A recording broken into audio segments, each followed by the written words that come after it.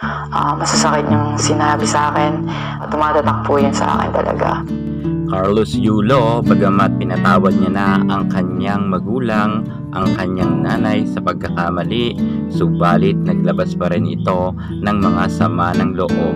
Ibinunyag niya pa rin ang mga pagkakamali ng kanyang magulang. Marami tuloy mga napapaisip na mga netizen kung bukal ba talaga sa puso ni Carlos Yulo ang pagpapatawad sa kanyang magulang, sapagkat nga bago niya pinatawad sa isang videos ay sinabi niya na muna ang lahat nga na mga kakulangan at pagkakamali ng kanyang nanay.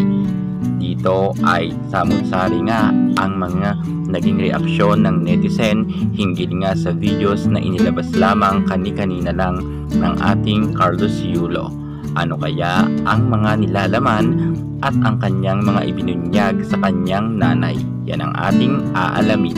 Pero bago ang lahat, kung bago ka muna sa aking channel, ano pang hinihintay nyo? Subscribe na, i-click ang ating notification bell para lagi kayong ma-update sa lahat ng issue sa showbiz. Susunod na.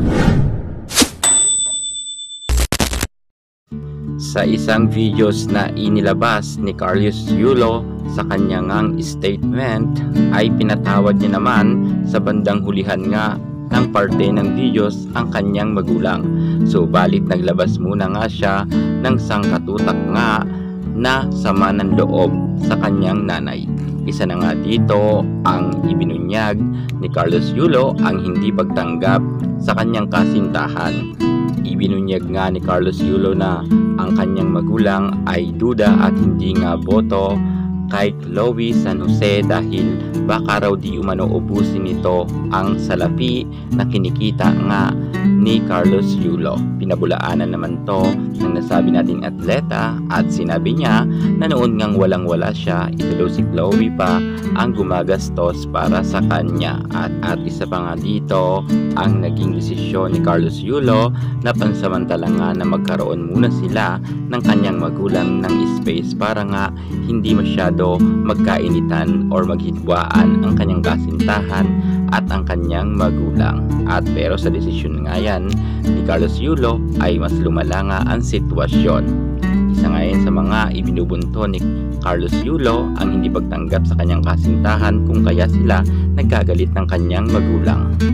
At isa pa nga sa mga ibinunyag ni Carlos Yulo na nagdududa ang kanyang nanay na baka raw kasi feeling niya ay nilalayo na itong si Carlos Yulo sa kanyang ina, na ito naman ay pinabulaanan ng nasabi nating atleta at walang katotohanan na pinaglalayo nga ng kanyang girlfriend ang mag-inang ito. At bukod dyan ay pinatunayan nga ni Carlos Yulo na mahal niya ang kanyang kasintahan. At meron nga pangang parte na mas pinili niyang makasama nga ang kanyang kasintahan sa kanyang nanay, dahil ito pa ang pangalawang issue na sinasabi nga ni Carlos Yulo, ang kanyang incentives ay ginalaw daw. Hindi niya raw akalain na uubusin ng kanyang magulang, bagamat hindi naman daw ito ang iniisip niya sa kanyang magulang. Pero ang tanong niya, nasaan na daw ang incentives at bakit ito ginalaw at hindi raw sa kanya nagpaalam. At hindi raw totoo na 70k ang ginalaw ng kanyang magulang, dahil ang pagkakaalam raw ni Carlos Yulo ay 6 digit daw ang nasabi nating pera na yon, dahil nakadalawang medalya daw siyang ginto. At ang isa sa mga sinamapa ng loob ni Carlos Yulo ay hindi raw kasi nagpaalam ang kanyang magulang. Naubos na pala ang kanilang ipon. Ayon yan kay Carlos Yulo, dahil ng time daw na yon ay nangangailangan siya ng pera, ngunit wala na pala raw silang ipon dahil raw inubos ng kanyang mami. So pero kahit naglabas nga ng sama ng loob itong si Carlos Yulo, lalo na daw sa mga masasakit na salita ng kanyang magulang, bandang hulihan nga tulad ng sabi ko ay pinatawad niya pa rin ang kanyang magulang. At least meron silang closure na. At para sa akin, tama lang yung ginawa ni Carlos Yulo na magpakababa siya sapagkat alam naman natin na kinakailangan magrespeto tayo sa ating magulang. Ano't anuman nagawang pagkakamali ng kanyang nanay, magulang at magulang niya pa rin yan at nanay niya pa rin yan. Balibalik na rin man natin ang mundo. Ang message ko po sa inyo na mag-heal kayo